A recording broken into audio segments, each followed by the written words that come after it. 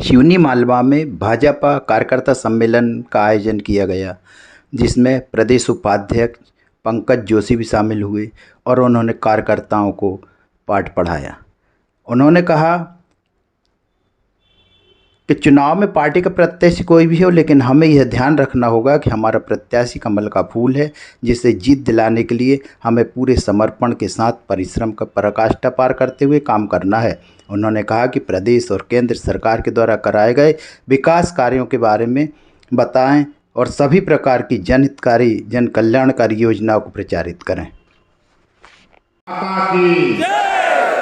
अभी भी जो पीछे कार्यकर्ता बैठे हैं वे पीछे बैठे ही इसलिए हैं ताकि आगे लड़ने में नहीं पड़े, पीछे को उठ भी सके, घूम भी सके, बोले तो बोले, सुने तो सुने, नहीं मोबाइल देख सकते हैं। मोबाइल जेब में रख लो। भारत माता की जय। भारतीय जनता पार्टी जिंदाबाद, जिंदाबाद। भारतीय जनता पार्टी जिंदाबाद, जिंदाबाद। अपने अपने वार्ड में प्रतिदिन भारतीय जनता पार्टी का काम करने वाले ऐसे ये सारे सामने बैठे हुए श्रेष्ठ कार्यकर्ता साथियों, बूथ के पन्ना प्रमुख, पन्ना कार्य समिति के कार्यकर्ता साथियों, मैं आप सबको प्रणाम करता हूं, आप सबका स्वागत करता हूं। एक बार जरा जोर से बोलेंगे, भारत माता की बूथ जीता, चुनाव जीता, मध्य प्रदेश जीता, मध्य प्रदेश जीता, मध्य प्रदेश जीता तो और सिवनी जीता तो हम सब सिवनी विधानसभा को जिताने का संकल्प लेकर के आए हैं। ठीक बोला मैंने? ठीक बोला क्या? सब सिवनी विधानसभा में कमल खिले इसके लिए आए हैं। सिवनी विधानसभा में क्या खिलेगा? कमल खिलेगा। इसके लिए प्रयासरत है और ये प्रयास इसलिए कर रहे हैं, वर्षों से कर रहे हैं, और वो इसलिए कर रहे हैं कि हम सब भारत माता की जय चाहते हैं। हमारी यात्रा की शुरुआत जो हुई है वो भारत माता की जय करने के लिए हुई है। हमने संकल्प लिया हम भारत माता तेरी जय जयकार करेंगे, और हम नहीं करेंगे, केवल हम ही नहीं करेंगे तो सारा विश्व तेरी जय जयकार करेगा। और 1952 से जब हमने यह यात्रा शुरू की जनसंघ के रूप में, यह यात्रा प्रारंभ करते करते करते करते दो बीच में हम बड़े उतार चढ़ाव से होकर के 2 सीट तक भी आए, और आज हम विश्व की सबसे बड़ी राजनीतिक पार्टी है, सबसे बड़े राजनीतिक दल, सत्ताधारी दल के रूप में हम विराजमान हैं। सबसे अधिक प्रदेशों में हमारी सरकार है, सबसे ज्यादा हमारे पास सांसद है, सबसे ज्यादा हमारे पास विधायक है, सबसे ज्यादा हमारे पास नगर पालिका के अध्यक्ष है, सबसे ज्यादा हमारे पास पार्षद है, सबसे ज्यादा हमारे पास सरपंच है, सबसे ज्यादा हमारे पास पंच है। सबसे बड़ी पार्टी। लेकिन ये पार्टी बनी है तो किसी को प्रधानमंत्री बनाने के लिए नहीं, किसी को मुख्यमंत्री बनाने के लिए नहीं, तो भारत माता की जय जयकार हो इसके लिए प्रयत्न शुरू किए। और हमारे बूथ पर जब हमने 2019 में मोदी जी को बहुमत से भी अधिक सीटें देकर भेजा, तो ये सारे विश्व ने जय जयकार करी जो हम चाहते थे। आज मोदी जी विश्व के जिस भी कोने में जाते हैं, जिस भी देश के हिस्से में जाते हैं, जिस राष्ट्र ने पहले उनको कभी वीजा देने से मना कर दिया था, अमेरिका ने, अमेरिका के अंदर प्रवेश करने के लिए वीजा देने के लिए मना किया था जिस अमेरिका ने, वही अमेरिका का राष्ट्रपति हमारे बूथ की ताकत से, हमारे वोट की ताकत से, हमारे बूथ विजय की ताकत से, वही अमेरिका का राष्ट्रपति उसकी पत्नी के साथ मोदी जी का स्वागत करने के लिए एयरपोर्ट पे खड़ा था। ये है भारत माता की जय। भारत माता की जय क्या है? भारत माता की जय ये है जो हमारे वोट की ताकत से, हमारे पोलिंग की विजय से, हमारे संकल्प से आज बड़ी है। और वो यह विजय कहाँ? रशिया और यूक्रेन के झगड़े में जब कोई देश बोल नहीं रहा था बीच में, तब भारत ने कहा युद्ध विराम करो, और युद्ध विराम की अपील करी। अपील नहीं की, सूचना दी कि मेरे देश के विद्यार्थी यूक्रेन में फंसे हैं, उनको निकालने के लिए एक कॉरिडोर बनाएंगे, तब तक युद्ध का विराम किया जाए। तो राष्ट्रों ने कहा कि आप ऐसा करिए, आपके विद्यार्थियों को बोलिए कि तिरंगा लेकर के निकले तो सारी बंदूकें थम जाएंगी। और जब वो विद्यार्थी तिरंगा लेकर निकले तो बंदूकें थम गई, तोपें थम गई, बम गिरना बंद हो गए, और वो विद्यार्थी, हजारों की संख्या में विद्यार्थी सुरक्षित अपने देश लौट आए। ये है भारत माता की जय जो मोदी ने करी है। ये है भारत माता की जय। भारत माता की जय इसमें है कि आज हम जब विदेश जाते हैं तो सम्मान से लोग पूछते हैं, अच्छा भारत से आए हो, वहां तो मोदी जी प्रधानमंत्री है, बाकी कुछ नहीं बोलता, वहां ताजमहल है कि नहीं है, वहां कुतुब मीनार है कि नहीं है। पहले वहां पूछते थे कि अच्छा वो अकबर का देश, अच्छा वो हुमायूं का देश। आज बोलते अच्छा वो भारत से आए हो जो भारत प्रधानमंत्री मोदी है, ऐसा विदेश के लोग बोलते हैं। ये है भारत माता की जय। भारत माता की जय ये है कि जब राजीव गांधी बोले कि मैं 1 रुपया यहां से भेजता हूं, जब उनकी सरकार थी, मैं 1 रुपया भेजता हूं और जनता को 15 पैसे मिलते हैं। इतना भ्रष्टाचार है इस देश में। राजीव गांधी ने स्वीकार किया था, ये कांग्रेस के प्रधानमंत्री ने। आज भारत माता की जय बताता हूं मैं आपको कहां है भारत माता की जय की। ये है कि आज 1 रुपया चलता है तो जनधन खाते के माध्यम से गरीब के अकाउंट में सीधे पहुंचता है, बिना किसी रिश्वत के, बिना किसी दलाली के। ये है भारत माता की जय जो हमने संकल्प किया था 52 में। आज ये जय पूरी हो रही है। हजारों लोग कच्चे मकान में टपकते हुए पानी की बरसात में, घर के अंदर, हमारा भी कच्चा मकान है, कवेलू वाला मकान था, देशी कवेलू वाला। बारिश के दिनों में जब बारिश तेज होती है तो लोग बड़े आनंद लेते होंगे, जिनके पक्के मकान होते होंगे वो। लेकिन जिनके कच्चे मकान हैं उनसे पूछो, तेज बारिश होती है तो वो अपने माथे पर कैसी लकीरें लेके घूमते हैं कि अगर और ज्यादा पानी गिर गया तो गाय बैल कहाँ बांधेंगे और हम कहाँ रहेंगे। खटिया कभी रात को इधर से उधर खिसकानी पड़ती है, यहाँ पानी टपकना शुरू होता, वहां बाल्टी रखनी पड़ती थी। तो भैया एक ही नहीं सही बात, घर के सारे बर्तनों में पानी टपकते हुए घर के नीचे रखना पड़ते थे, और रात तक खाली भी करना पड़ते थे, नहीं तो घर में फैल जाएंगे। उन गरीबों का पक्का मकान का सपना आज लाखों गरीबों के पक्के मकान का सपना अगर पूरा किया है तो नरेंद्र मोदी ने किया है, प्रधानमंत्री जी ने किया है। ये है भारत माता की जय। ये है भारत माता की जय। भारत माता की जय ये है जो ये प्रेम शंकर जी बता रहे थे कि 5 लाख हेक्टेयर मात्र सिंचित भूमि थी, और हमने भी ज्वार की रोटी खाई है और मक्का की रोटी खाई है, और शौक से नहीं खाई है। अब शौक से खाते हैं, उस समय मजबूरी में खाई है। रोते थे कि गेहूं की रोटी दो, होता था ना भाई। और आज मक्का और ज्वार शौक से खरीद के लानी पड़ती है, इतना गेहूं उत्पादन हो रहा है। 45 लाख हेक्टेयर भूमि पर सिंचित भूमि हो गई। किसान की समृद्धि उसके दिल से पूछो। और ये क्षेत्र तो, ये पट्टी नर्मदा बाई की कृपा से प्राप्त पट्टी है, जहां पर 3-3 फसल ले रहा है किसान, तीसरी फसल मूंग की ले रहा है। पूरी भरी गर्मी में जब पूरा प्रदेश सूखा दिखता है, तब पूरा नर्मदा पट्टी, सिवनी, हरदा, टिमरनी, ये हरा भरा दिखता है। ये बाई की कृपा है। साथियों, माई पहले भी थी, नर्मदा माई पहले भी थी, लेकिन हम पानी लाने में सक्षम नहीं थे। आज है साथियों, हर घर में जनरेटर था। कभी कितने घरों में जनरेटर हुआ करता था बताओ, हाथ खड़े करो जिनके घरों में जनरेटर हुआ करता था। और जिनके घर में जनरेटर नहीं था वो भी पड़ोसी के जनरेटर से पानी फेरते थे। दिग्विजय सिंह के शासन में हर घर में जनरेटर, हर घर में लालटेन, चिमनी और वो इन्वर्टर, और अब 24 घंटे की बिजली, और अब भरपूर बिजली खेत पर। इधर से बटन दबाता है, 2 लोग लगते थे पानत करने में, पानी फेरने के लिए 2 लोग लगते थे। एक खड़ा होता था स्टार्टर के पास, लाइट जैसे आई बल्ब जला, आ गई, उधर से वो बोलता आ गई, तो वो इतना जोर लगाता खेत में पाइप पलटने के लिए, तब तक बोलता गई गई गई, इधर आई और उधर गई। आती कम थी, जाती ज्यादा थी, ऐसी बिजली।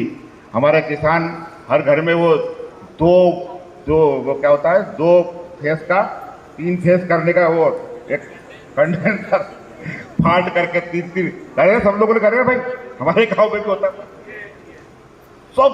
सबको मालूम है।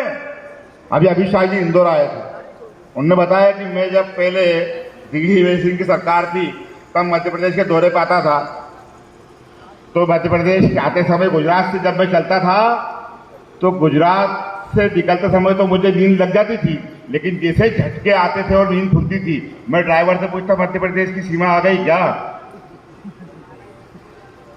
उन सड़कों में घूमने वाले हम लोग हैं, यहां से नर्मदापुरम तक पहुंचने में कितना टाइम लगता था सबको मालूम है।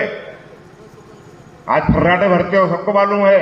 लेकिन साथियों, आज मैं आपको बताऊं, ये सारी बातें चाहे हम इनको छोड़ दो, लेकिन बताओ मुझे, एक नारा चलता है कि बेटी नहीं बचाओगे तो, क्या जोर से बोलो भाई, क्या बेटी नहीं मेरा बहनों तो जोर से बोलो, बेटी नहीं बचाओगे तो अब बताओ मुझे, इस प्रदेश ने पहली बार लाडली लक्ष्मी योजना लाए और बेटियां वरदान है, अभिशाप नहीं, ये साबित किया। और बेटियां जब वरदान बनने लगी, एक बेटी पैदा होती घर में तो लाखों रुपए की न्यौछावर करा लेती अपने ऊपर।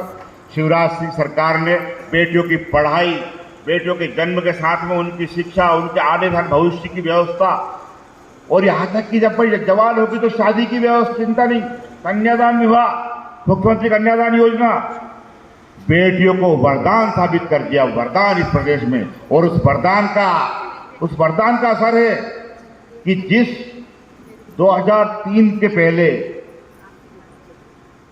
948 बेटियां 1000 बेटों पर इस प्रदेश में थी, 948 बेटियां।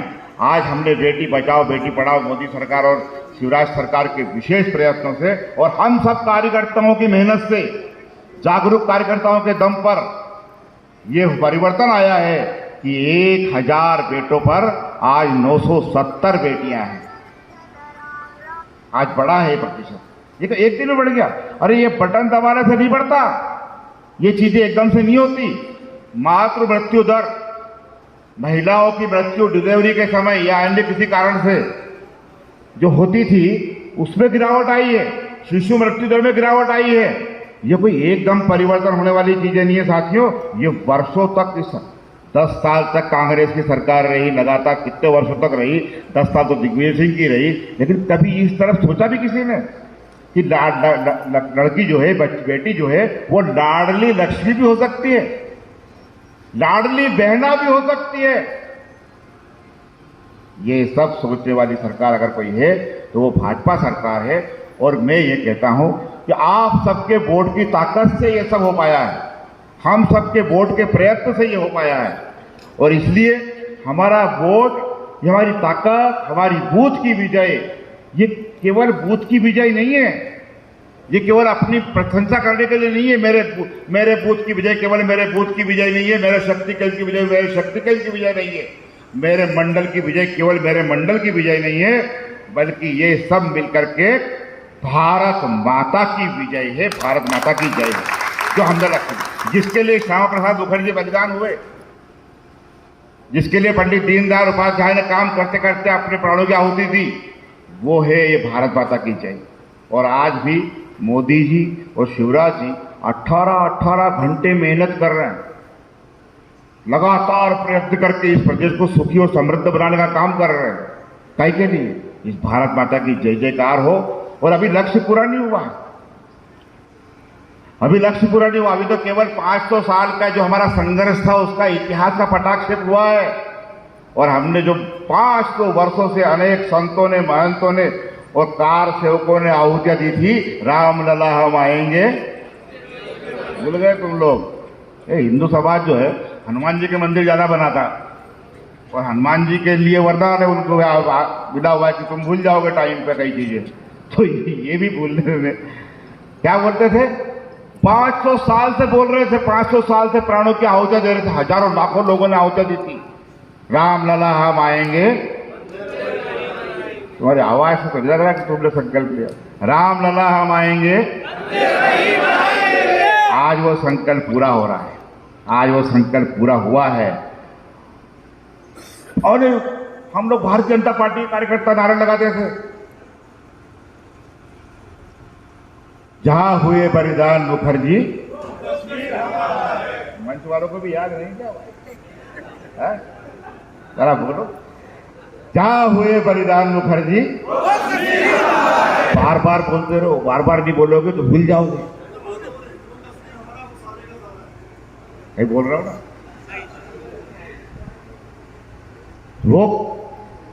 वो बलिदान हुए काहे के लिए, कश्मीर बचा रहे। और जब कश्मीर आया भारत में 370 हटी, 35 हटी। जो लोग बोलते थे कि 370 को हाथ लगाया तो खून की नदियां बह जाएंगी, गोलियां चल जाएंगी, लाशें बिछ जाएंगी, एक चींटी तक न मरी, एक मच्छर नहीं मर सका, और 370 भी हट गई और 35 भी हट गई। तो राम मंदिर बन गया, 370 हट गई, 35 हट गई, और 3 तलाक। और अभी एक और बड़ा प्रस्ताव आ जाएगा जल्दी, आपकी इच्छा पूरी हो जाएगी। कौन सा, जो हमारे मन की इच्छा है ना, भैया समान नागरिक, वो भी होगा, सब होगा, लेकिन तब भी लक्ष्य पूरा, लेकिन लक्ष्य पूरा तब भी नहीं हुआ।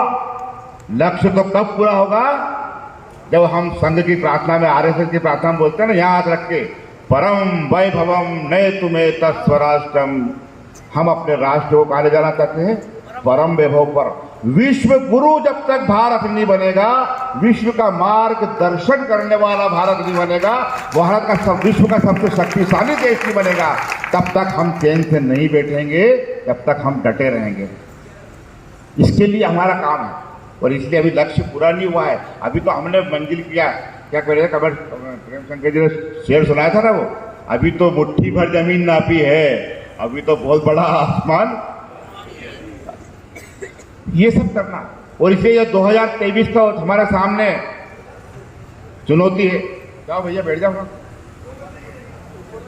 बैठ जाओ। 2023 का विधानसभा चुनाव ये केवल मध्य प्रदेश की विधानसभा का चुनाव नहीं है, ये केवल सिवनी के लिए चुनाव नहीं है, ये बहुत बड़ी, आप विचार कर लीजिए कि सारा विश्व इस समय लगा है कि मोदी को 2024 में किसी भी तरह से रोकना है। 2024 में भारत में मोदी की सरकार न बन पाए, इसके लिए सारा विश्व लगा है, और विश्व के बड़े बड़े लोग लग गए हैं। भारत के अंदर तो ऐसे अनेक लोग हैं जो इस प्रयत्न में लगे हैं कि कैसे रुके ये रथ, ये भारत माता की विजय का रथ कैसे रुके, इसके लिए लगे हैं। और उनको मालूम है कि इस भारत माता की विजय का रथ अगर कहीं से निकलेगा तो 2023 से निकलने वाला है। अगर 23 में रुक गया तो 24 पर रोकने में आसानी हो जाएगी। क्यों? क्योंकि मध्य प्रदेश, गुजरात, महाराष्ट्र, राजस्थान, हरियाणा, पंजाब, ये वो राज्य हैं जिनमें भारतीय जनता पार्टी एक बढ़त के साथ में लोकसभा के अंदर हमारा बहुमत सिद्ध करती है।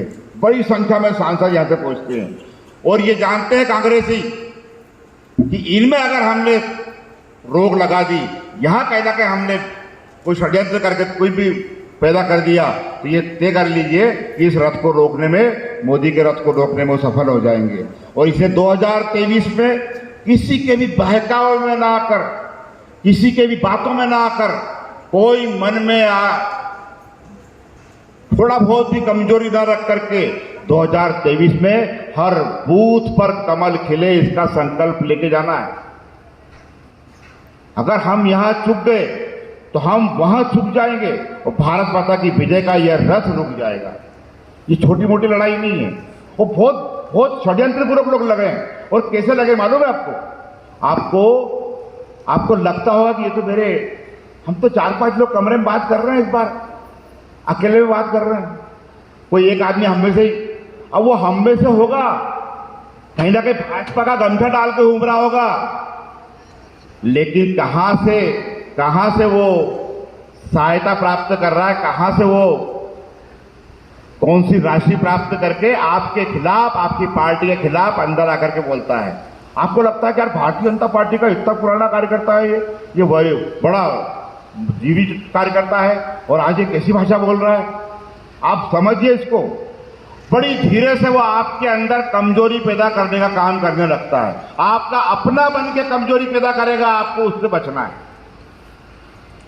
बड़ी धीरे से आपके अंदर एक कमजोरी छोड़ जाएगा। आपको मालूम है महाभारत के युद्ध में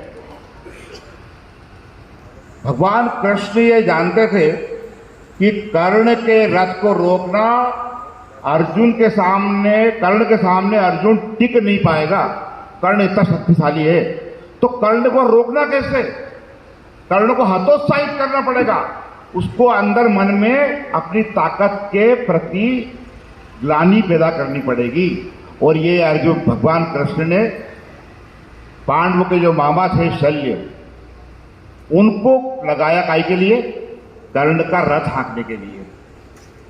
कर्ण का रथ हाँकने वाला शल्य दिन भर कर्ण का रथ हाँकता और हाँकते हाँकते क्या बोलता था कि कर्ण तुम हो तो बहुत शक्तिशाली, लेकिन फिर भी क्या है, अर्जुन जो है वो एक क्षत्रिय है और तुम सूतपुत्र हो, तुम जीत नहीं पाओगे उसको। कर्ण तुम उस अर्जुन से जीत नहीं सकते क्योंकि अर्जुन के पास में भगवान शिव का धनुष है, भगवान शिव ने उसको अक्षय कर्कश दिया है। अर्जुन ने एक बार, अब वो तारीफ कर रहा है, किसकी तारीफ कर रहा है? रथ किसका हाँक रहा है? जोर से बोलो, किसका हाँक रहा है? कर्ण का। रोटी किसकी खा रहा है? कर्ण की। नौकरी किसकी कर रहा है? कर्ण की। और तारीफ किसकी कर रहा है? वो अर्जुन शक्तिशाली है, अर्जुन ने इंद्र को हराया, उसको हराया। हमारा कार्यकर्ता भी कभी कभी यही गलती करता है। अरे हम तो 4 लोगों में बात कर रहे हैं भाई साहब, ऐसा कुछ नहीं। वो 4 लोगों की बात, अब जब बोलते हो कि दीवारों के भी कान होते हैं, तो 4 लोगों में बोल के कौन सी बात बचा लोगे? बताओ मुझे। और हम अपनी जाने अनजाने कहीं ना कहीं, अरे कुछ भी साहब कांग्रेस से लेता है ना, बहुत वो करते हो साहब, बहुत गद्दारी से काम करते हो ना। उसको और बहादुर है जो कांग्रेस के नेताओं की जन्मदिन की पोस्ट पर डाल देते हैं, जन्मदिन की शुभकामनाएं तक देते हैं। मैं आपसे प्रतिज्ञा करवाना चाहता हूं कि भूल कर भी अपने मुख से युद्ध के समय या युद्ध के बाद जो दुश्मनों की तारीफ करता है, वो दुश्मन की पार्टी का कहलाता है। कांग्रेस की तारीफ करने वाला भाजपा का कार्यकर्ता नहीं हो सकता। आप भाजपा का गमछा डाल के घूम रहे हो, भाजपा के कार्यकर्ता हो, तो कांग्रेस की तारीफ कैसे कर सकते हो? जिस कांग्रेस ने देश को तोड़ दिया, जिस कांग्रेस ने इस देश के अगर षड्यंत्र करके हिंदू समाज को, हिंदू संस्कृति को, भारत की सनातन संस्कृति का अपमान करने में पीछे नहीं रही, जो कांग्रेस आतंकवादियों के लिए दरवाजे खुलवाती रही कोर्ट के, उसका समर्थन करोगे आप? बताइए मुझे। गलती से भी इस चुनावी जंग में ये तय कर लीजिए कि हमारे मुंह से कांग्रेस की तारीफ ना हो। हम अपनी पार्टी की तारीफ करें यार, खुद की तारीफ करें। और मैंने पहले कहा कि जब तक खुद की तारीफ नहीं करोगे, दुनिया तुम्हारी तारीफ नहीं करेगी। अपने पुराणों में लिखा है, अहम ब्रह्मास्मि, मैं ब्रह्म हूं। ये अपने शास्त्रों में लिखा है। हमारे शास्त्र सिखा गए कि अपने आप को ब्रह्म समझो, तो फिर बोलते क्यों नहीं कि मेरी पार्टी सबसे अच्छी पार्टी? बोलिए, मेरी पार्टी सबसे अच्छी पार्टी। अच्छा, जिनको लगता है कि मेरी पार्टी सबसे अच्छी पार्टी, वो बोलना, बाकी लोग हाथ बांध सकते हो। और जिनको लगता है कि मेरी पार्टी सबसे अच्छी पार्टी है, वो हाथ खड़ा करके और गरज के बोलो, गरज के बोलो, मेरी पार्टी सबसे अच्छी पार्टी, मेरी पार्टी सबसे अच्छी पार्टी। और दूसरी बात, कभी कभी हम जैसा दुश्मनों की तारीफ करने में यही भूल जाते हैं कि हम अपनी बातें बताने भूल जाते हैं। हम कौन है यही भूल जाते हैं। मेरी सरकार सबसे अच्छी सरकार है। और अच्छी सरकार कौन सी होती है? अच्छी सरकार कौन सी होती है? अच्छी सरकार कौन सी होती है?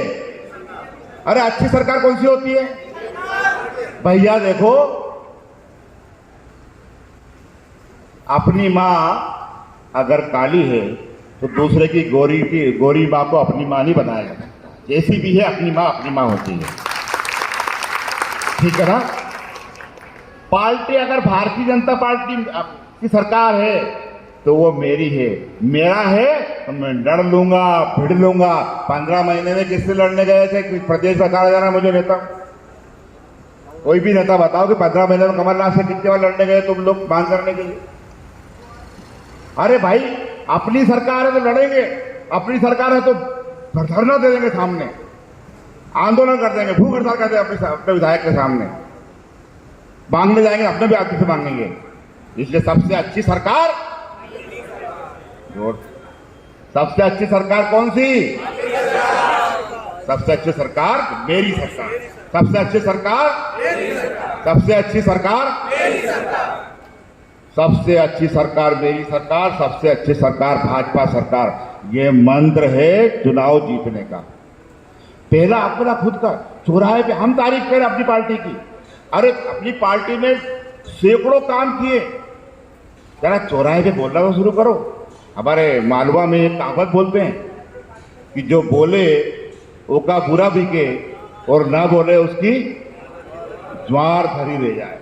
इसका मतलब ये है कि बोलने वाला का तो पूरा भी बिक जाता है, कचरा भी बिक जाएगा। और वो कांग्रेसी जोर से बोलता है, झूठ बोलता है, जल्दी बोलता है, बार बार बोलता है। कौवा देखा आपने? कौवा जो है, हमेशा आप देखना, कभी भैंस को अगर कोई निशान लग जाए, कोई चोट लग जाए, तो वो कौवा अगर उठ के आएगा तो भैंस के माथे पे बैठ जाएगा, सुंदर अच्छा सीग है उस पर बैठेगा। नहीं, वो जो चोट लगी है वही जाकर के टोच मारता है। कांग्रेसी भी अपने गांव के अंदर शादी हॉल बन गया, सीएम राज स्कूल बन गया, बड़ा भवन बना दिया, बड़ा मंगल कार्यक्रम के लिए वो बड़ा हॉल बन गया, वो नहीं देखेगा। वो एक छोटी सी टूटी हुई नाली देखता है, और वो देखता है तो ठीक है, लेकिन हमारे कार्यकर्ता को भी दिखाता है, और अपना कार्यकर्ता भी वो सब भूल जाता है, बड़े बड़े काम, और उस नाली पर अटक जाता। हाँ भाई साहब, बात तो सही कह रहे हो आप यार। और यार विधायक जी देखो, हमारे गांव की नाली रह गई। अरे तू बड़ी बड़े काम याद कर भाई। इतने 5 साल में, 10 सालों में, 20 सालों में इतने बड़े बड़े इतिहास रच गया इस प्रदेश के अंदर।